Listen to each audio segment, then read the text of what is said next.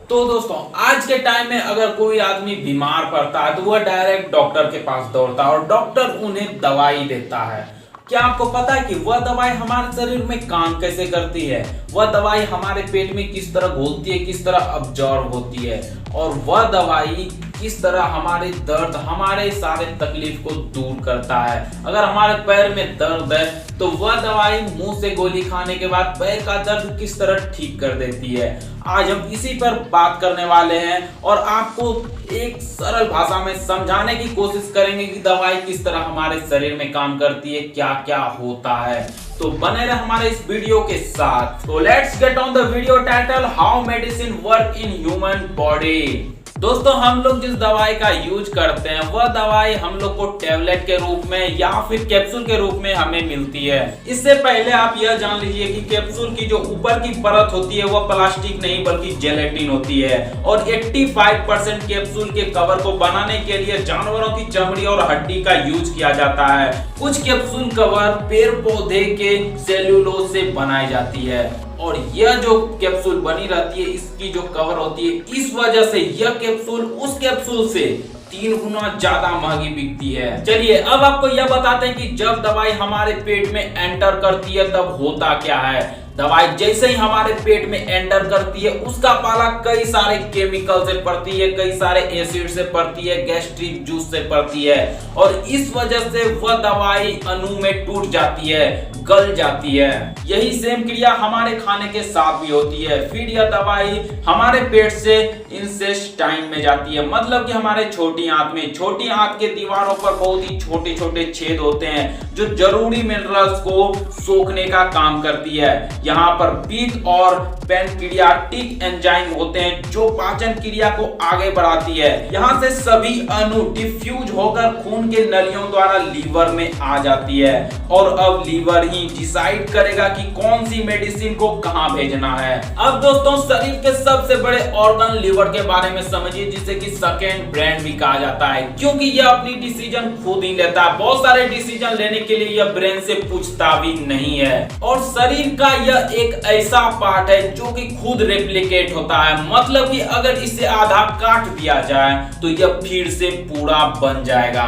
अब दोस्तों हमारे द्वारा खाए गए हर एक लीवर ही डिसाइड करता है कि किसे कहां भेजना है, क्योंकि लीवर को हर चीज की लिस्ट होती है, यह पहचानता है। जैसे कि मान लीजिए गलती से आप पॉइजन को खा लिए तो लीवर को तो पता नहीं होता है कि यह क्या है, तो उसे उसी समय निकाल देता है और यही चीज दवाई के साथ भी होती है। जैसे ही दवाई लीवर में पहुंचती है, दवाई में मौजूद पोषक तत्व को वो नहीं पहचानता। इस वजह से लीवर उस पोषक तत्व को अपने बॉडी में एंटर नहीं करने देता और वहां से निकाल देता है और दवाई का भी सेम यही हाल होता है, वह लीवर दवाई को भी बाहर फेंक देता है। तो आपके मन में यह सवाल जरूर आ रहा होगा कि जब लीवर दवाई को बाहर कर देता है तो हम ठीक कैसे हो जाते हैं, हम कोई बीमारी से ठीक कैसे हो जाते हैं। देखिए हर चीज की अपनी अपनी कैपेसिटी होती है, वैसे ही लीवर की भी दवाई रोकने की अपनी कैपेसिटी है। जब हम दवा लेते हैं तो लीवर उस दवाई को रोक देता है,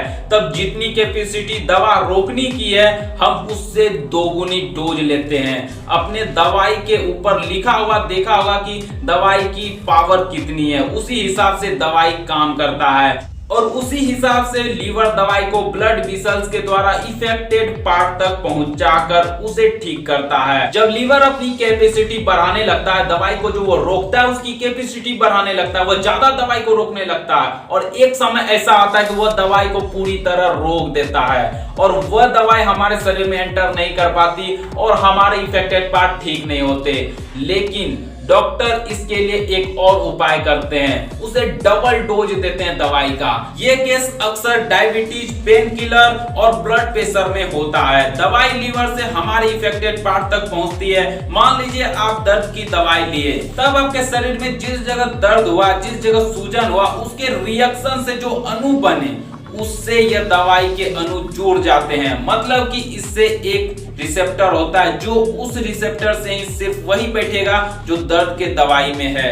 अब उस रिसेप्टर पर बैठकर हमें रिलीफ पहुंचाती है। फिर जैसे ही हमारे इफेक्टेड पार्ट ठीक होते हैं, यह फिर लीवर में चला जाता है और फिर किडनी की मदद से बाहर कर दिया जाता है। फिर इसी में आती है इंजेक्शन की बात। हम लोग जो सुई लेते हैं, जो लीवर को बिना तकलीफ पहुंचाए हमारे शरीर में इंजेक्ट कर दिया जाता है, यह दवाई से ज्यादा खतरनाक होती है। दोस्तों, आपको लगता होगा कि मेडिसिन ये हमारी बीमारी को ठीक करता है, लेकिन यह बात सच नहीं है। दुनिया में जितने भी हरे पत्ते के जूस हैं, वह दवाई से भी ज्यादा अच्छे होते हैं। और आपने जानवरों को जरूर देखा होगा कि वह घास या फिर वह हरे हरे पत्ते खाते हैं। ऐसा अपनी बीमारी को ठीक करने के लिए ही करते हैं। वैसे ही दवाई हमारे शरीर को सिर्फ रिलीफ पहुंचाती है।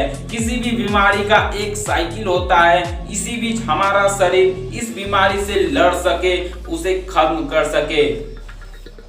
मतलब कि मेडिसिन सिर्फ हमारे शरीर को रिलीफ पहुंचा देता है और इसी बीच हमारा बॉडी उस बीमारी से लड़कर उसे ठीक कर देता है। और दवाई से हमारे शरीर में कुछ विटामिन या फिर ऐसी चीजें जो कि हमारे शरीर में कमी है, उसको हम पूरा जरूर कर सकते हैं। दोस्तों, आपको यह चीज काफी सरल भाषा में बताने की कोशिश किए हैं और मेडिकल की दुनिया में काफी ज्यादा राज छिपी हुई है इन सभी चीजों के अंदर। एक छोटी सी जो टिश्यू रहती है, हमारे शरीर में कई टाइप के टिश्यू होते हैं। माइंड में अलग, हमारे हृदय में अलग, हमारे मसल्स में अलग, हमारे चमड़ी में अलग अलग तरह के टिश्यू रहते हैं। सबका अलग अलग काम होता है, इसीलिए इनकी काफी गहराई में अगर आपको बताना शुरू कर दें तो वो काफी ज्यादा टाइम लग जाएगी, काफी लंबी वीडियो हो जाएगी।